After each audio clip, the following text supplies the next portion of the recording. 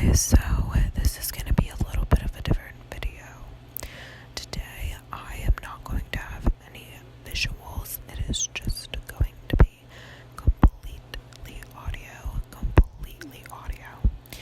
And basically what I'm going to be doing today is a 90-day fiancé ramble talk, just like everything that's going on. So if you guys like 90 Day Fiancé, I love 90 Day Fiancé.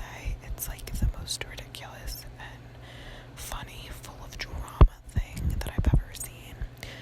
So keep on watching if you enjoy watching 90 Day Fiancé like I do. Okay, so the episode that I just watched was 90 Day Fiancé Happily Ever After. It was season 5, episode 13. Season 5, episode 13. I believe the title was Karma's a You-Know-What. I just looked it up. That is the title. It is Karma's a You-Know-What. This is just a disclaimer. If you haven't seen this new episode, I don't know, like there might be spoilers in this. I just don't want to ruin it for anybody. I'm sure that no one is going to be that shocked at anything that happened. But, so, who should we even start with? I don't know. There's just so much going on between Gold and Jess, Angela and Michael's wedding, Kalani and Asuelu. You know what, let's just start there. So, because I think that's where the episode picks it back up when Kalani and Asuelu get back from their trip to Washington. His mom was basically saying how she wanted money. She literally said, I don't care about your children. Like, I don't care about the kids. She told Kalani that. She was like, it's Asuelu's duty as my Samoan son to give me money. And his sister is also going along with that, which is like literally insane because she has children of her own too. Like, she has her own family. And I don't know, the whole thing is just crazy. Like, I'm sitting there watching this, like, what the fuck? So when they get back home, that's kind of where it picks up, and Kalani's basically like, I don't want to be married anymore. And she was like, I've tried my hardest, I'm doing everything that I can. And basically she's just kind of at her breaking point where she's like, I can't keep living like this anymore. It's just insane. So her mom said, this was like in a confessional to the camera, that when Asuelu was in Samoa, she thinks that he was a good actor and fooled Kalani into thinking that he was something that he wasn't. Honestly, this is like, not to be rude, but I don't think that Asuelu has it in him to be an actor and fake something. I just think that they were both kind of blindsided in a way. Asuelu, like, he grew up there. He's still so much younger than Kalani. And that's his culture. And so, obviously, things are different in Samoa than they are in the United States. Like, that's just a given that things are different. I am in no way condoning Asuelu's actions and his mother's actions. I'm not condoning it, but I'm just saying I don't really agree with what her mother is saying, just because I don't think he was acting at all. I just think that on both sides they were just kind of blind to the faults and like everything that was going to go wrong with the relationship. For those of you that don't know, I believe that Kalani lost her virginity to Asuelu, and like the first time that they had sex, she got pregnant. So, and she's a lot older than him. I'm pretty sure she's 10 years older than him, somewhere around there. Maybe it's more, because he's in his early 20s and she's in her mid 30s, I think. I mean, she looks good for her age, but so when they're talking outside of the family house, Asuelu is asking Kalani like what the state of their marriage is in, and she's like, right now, if things continue to go like this, we won't have a marriage, we won't be married. And so Kalani is like, I think we need to go to therapy, and she wants to go to a marriage therapist, and try to talk things out and see if there is anything to salvage from this relationship, like if they can fix things. She has 2 children with him, she doesn't want to give up on him, obviously. And Asuelu kind of has a weird response. He goes, white people? Is that what it's gonna be? White people? No, Asuelu, anyone can be a therapist. You don't have to be white. I think they are from a more white area of Utah. I'm not 100% sure. I'm pretty sure Utah is a very white area.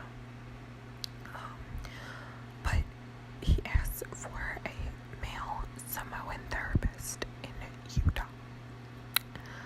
Honey, I didn't even know that Samoa existed until I started watching him from 90 Day Fiancé. Like, do you think that there is going to be a male Samoan therapist in Utah? So then what Kalani does is she gets a male therapist, and she got a Samoan translator who is a female. So I don't know if there just weren't any male Samoan translators. I'm not sure. I think the girl did a good job from what we saw. But when they're in the therapy session, Asuelu is basically just like, the dad is that of the family, and the mom is the neck, and you don't cross that line. So he's basically saying that he is like the head of everything, and she's just the neck.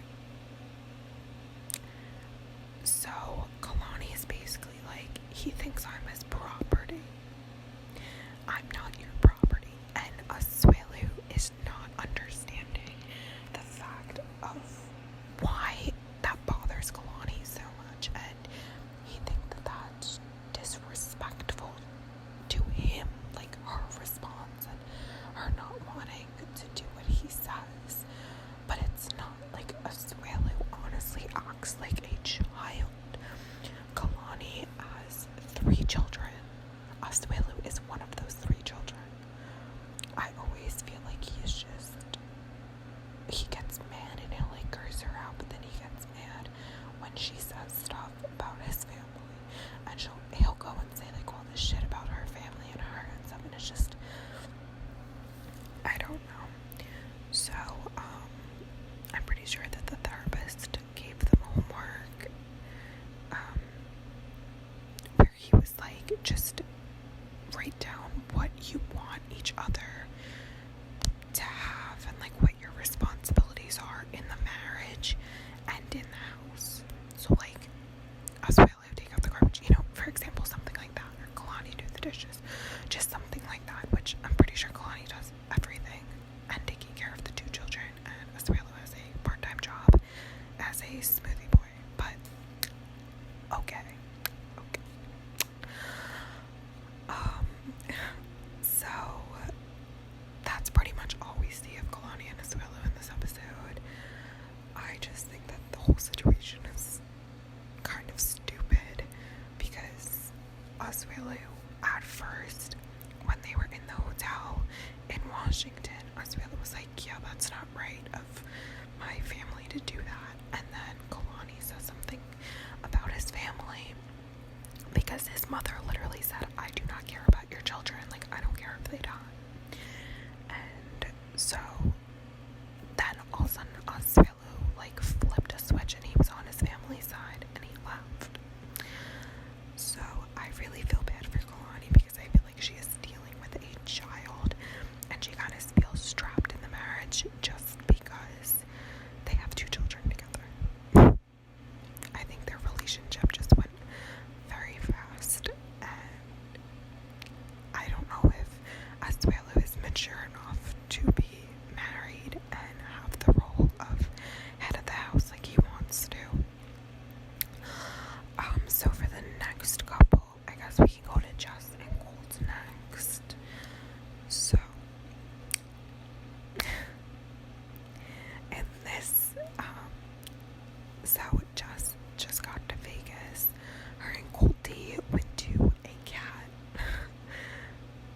cat, like, I don't even know what it's called, basically a cat cafe, right? So there's like cats around in the cafe as you're eating and drinking coffee or whatever. Personally, I'm not about that, but if you like cats, that sounds like a great thing. If it was a puppy cafe, I'd be all over it. So when they get back to Colt's house, Jess brings up Colt's pictures that he's been sending to other women. Oh my god. Just, first of all, how does Colt even have 8 other women? I'm surprised he even has Jess. At first, I really thought that she was using him for a green card to just stay in the United States because her visa is expiring. But I don't understand, like, how he has all these women. Honestly, I don't think he has all these women. I think he's just sending his dick pics to random people. Like, I think that's what it is. And these people are sending it to Jess. Oh, Colty, no one wants to see your dick. I am telling you, no one wants to see your dick. But, okay. Oh, and then Colt decides to tell Jess that Vanessa, his fucking friend Vanessa, moved in. Like, I don't even understand why she moved in. I don't understand. I get that she's going through a divorce or whatever. I don't know, she needed a place to go. But, like, stay the fuck away from Colt. He is disgusting. Like, he is so... I hate Colt. I hate Colt. So I just don't understand how him and Vanessa are even friends.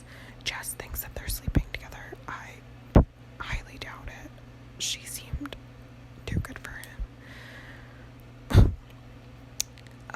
And then Debbie, freaking Mother Debbie, appears, and she's just standing at the top of the stairs, like, listening in. It's like, oh my god.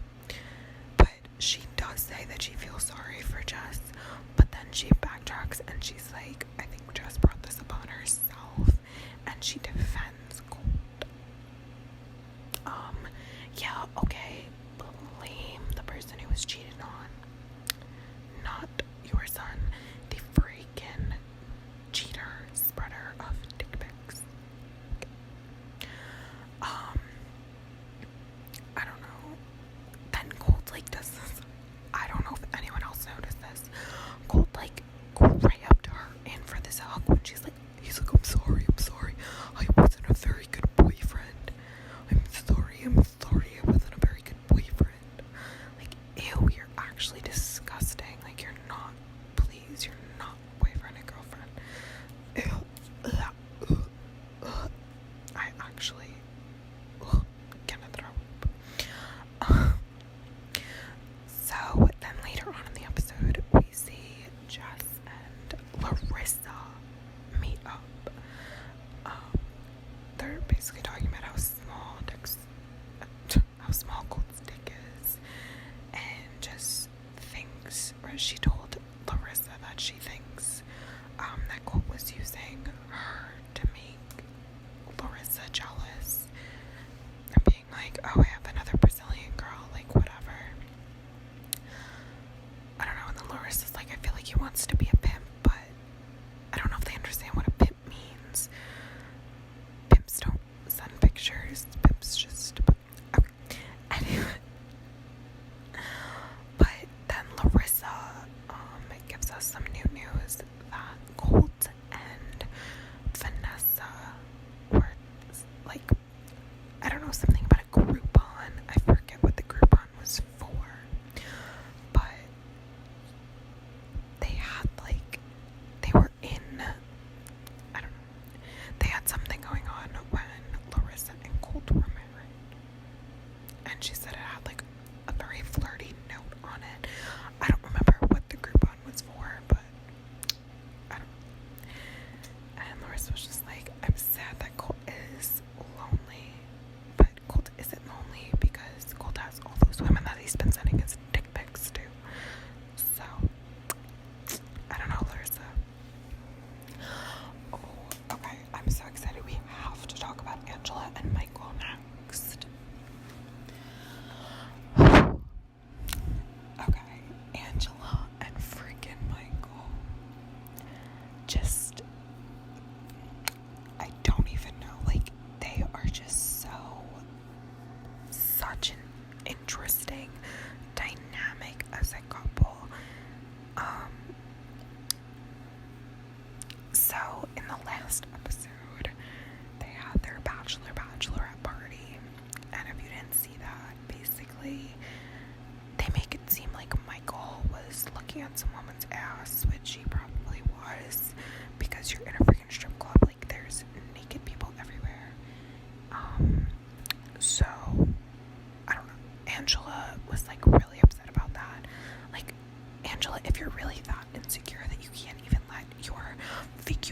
husband be around women.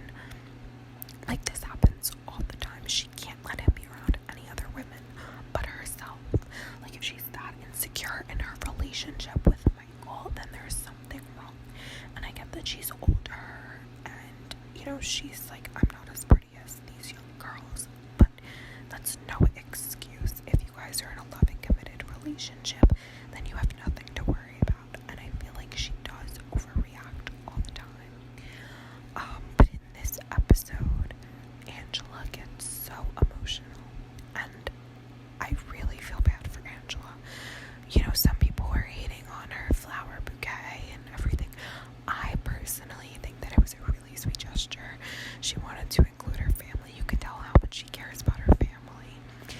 And so she got roses for each of her grandchild and her children's birthstones and her mom. And you can really tell how sad she is that her family is not there with her. Obviously, this isn't her ideal wedding. This is not the way she wants to get married. She's sad. Like, that's her family, and they're not.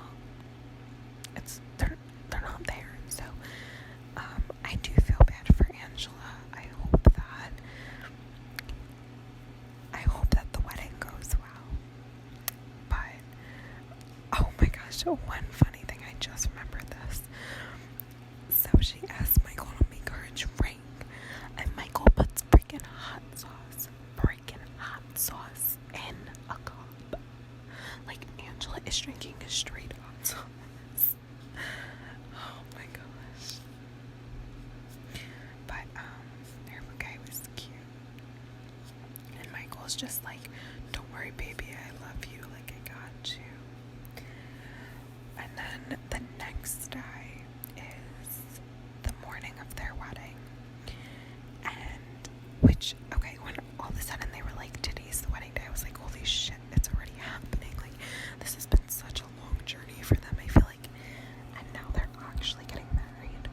Crazy. So Angela is so nervous. She is so nervous. She's also very anxious, I think, because her family is not there. And she says it's bittersweet, you know, because she's getting married, but then her family's not there to see her. So it's sad. But she knows that this is hopefully gonna be able to help the process of bringing Michael over to the States. But she's definitely very worried about him not being able to come to the States on a spousal visa. This might be a spoiler, but I think I saw on Instagram somewhere that he is now in the States and that they live together. So I'm not 100% sure. But then in the end, we see the preview for the next week, and it said one thing, like, you will obey, and she was like, what the fuck? I'm not saying I do. So everyone's like, oh my god. But so that's the story with Angela and Michael for the week. Can't wait to see what's gonna happen. I can't wait to see their wedding. Her dress, she looked really good. Her hair came out good.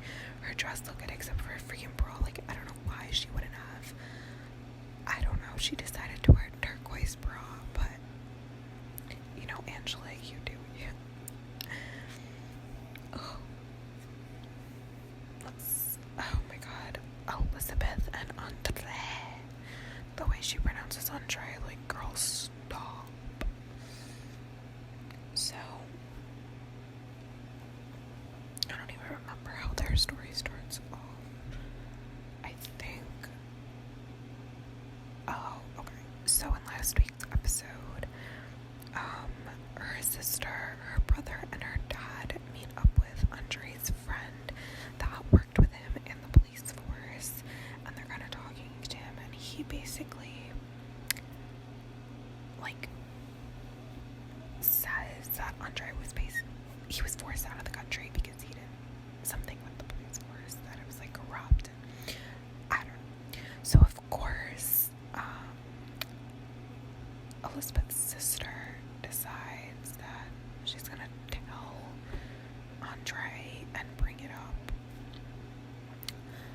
so I don't know. Then her dad is like, what he told us really worried me. And they're just like, basically, you were forced out of your country. And then Elizabeth, with this over-the-top reaction, is like, what? That's not true.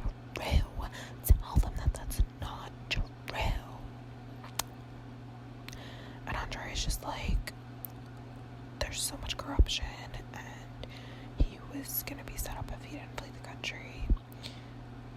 I think the one analogy that he gave was, I could either have been driving a $100,000 car or been in jail.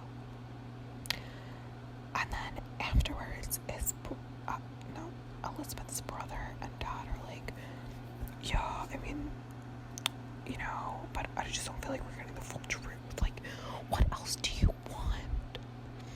I don't know. And then Elizabeth's reaction is just like, oh my god. And you can tell that Andre is getting angry because he's like, I already told you what happened. I low-key do believe that he did tell Elizabeth. I'm sure that there are scenes in 90 Day Fiancé that are scripted, but I feel like her family just takes this drama to a next level, but it's just not even entertaining to watch. Like, during their scenes and during Tanya and Sinjin, I just want to skip through it. Tanya annoys, I like Sinjin. Tanya annoys the fuck out of me. I hate Tanya. I hate her. I don't like Tanya.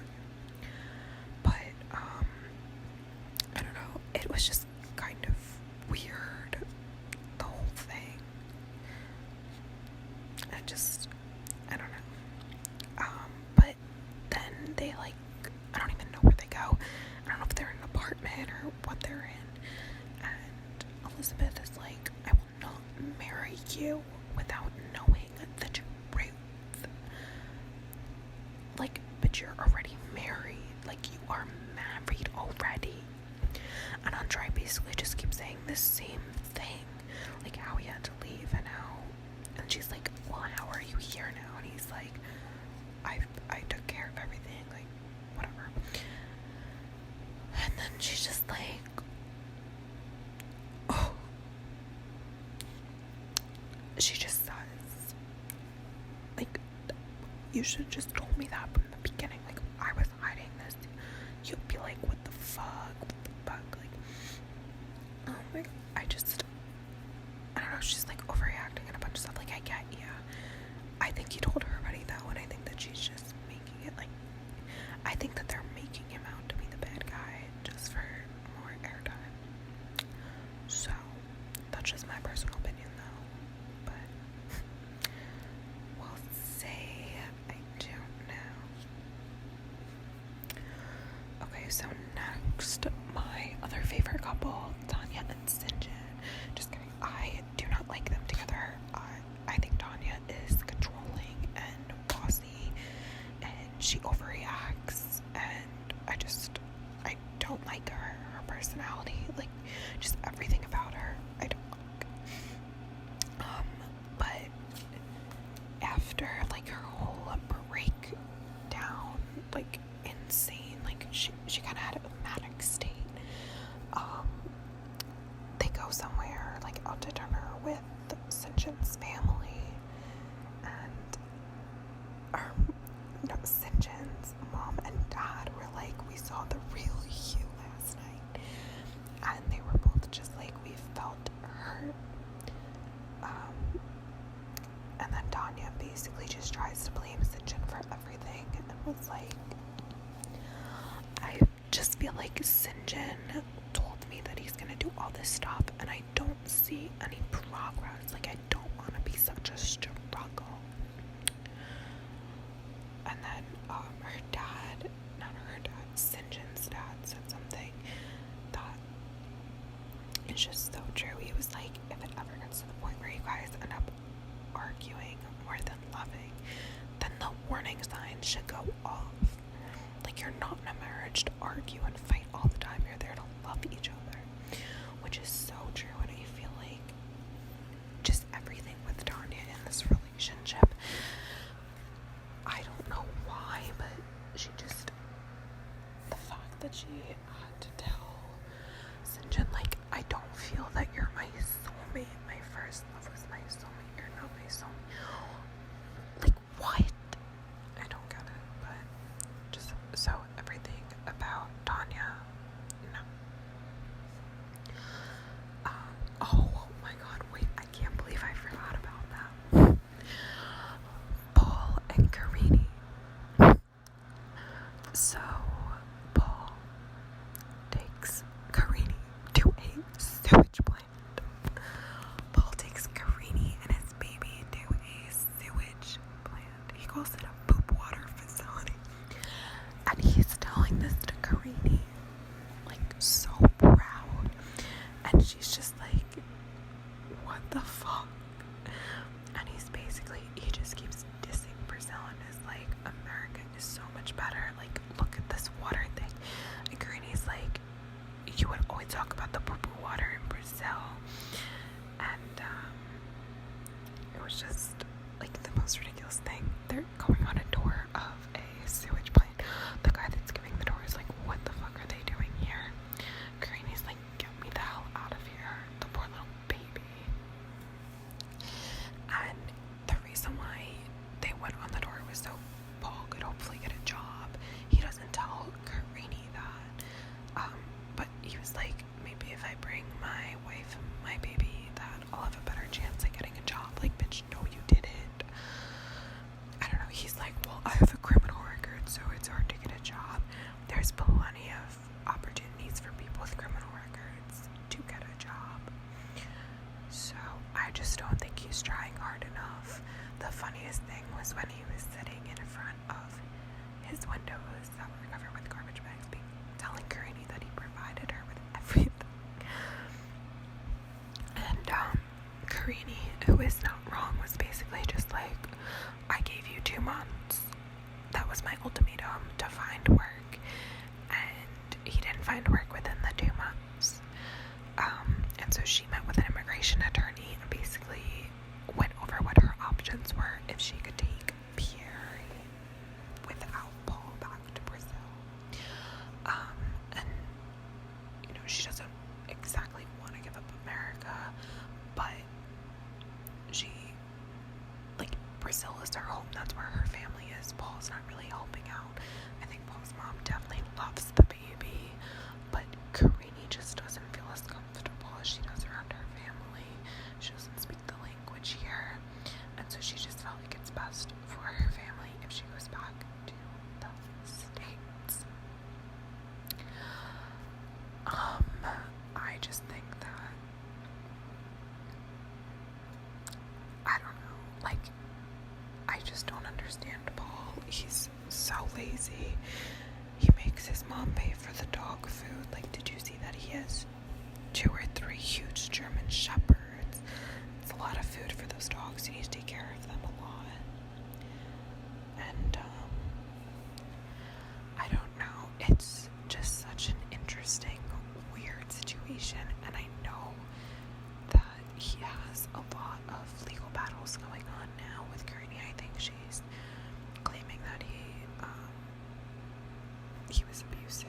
And so I'm not really 100% sure what's going on with that. I'm not up to date on that, so don't quote me if I'm wrong, but I'm pretty sure that Paul does not have access to Karini or the baby.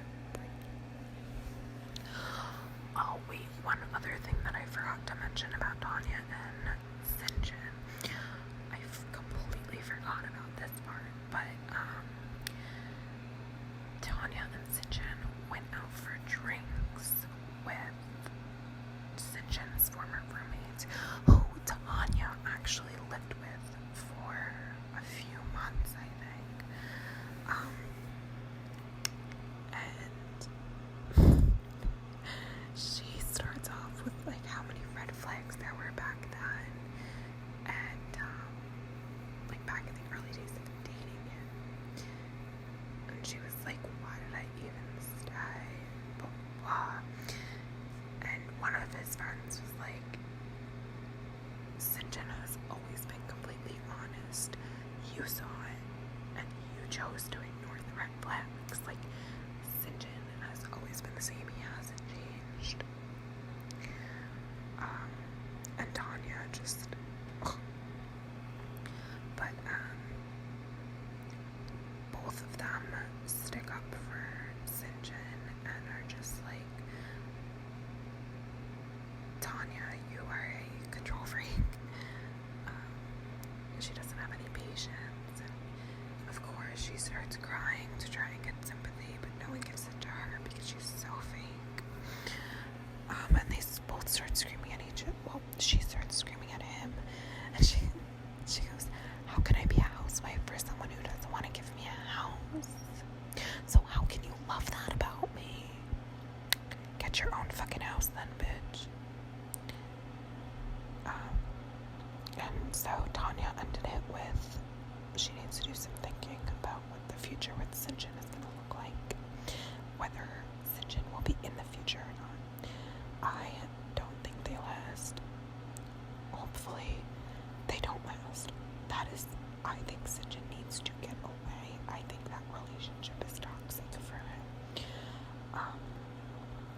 She is just so controlling and manipulative. I think he needs to get out of that relationship. I do feel bad for him. He only had 90 days to get married. He doesn't like it in the States. Tanya basically bashes his country. Like, I don't want to raise my children in South Africa. And he's like, well, I don't want to raise my children in America. You know, South Africa is his home and America's her home, but she doesn't want to compromise. And then she gets mad when he doesn't want to compromise. So the whole thing is just insane. But that is where I'm going to end this whispering ramble. If you haven't already, give this video a thumbs up if you want to see more like this.